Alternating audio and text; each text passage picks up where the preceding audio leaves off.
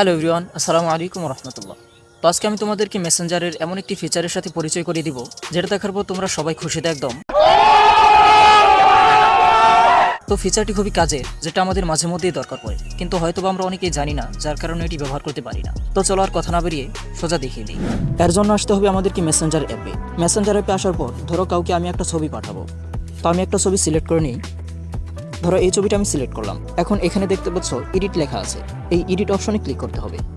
এখানে দেখতে পাচ্ছ ওয়ান লেখা আছে, এই ওয়ান অপশনে ক্লিক করতে হবে, তারপর সেন্ড।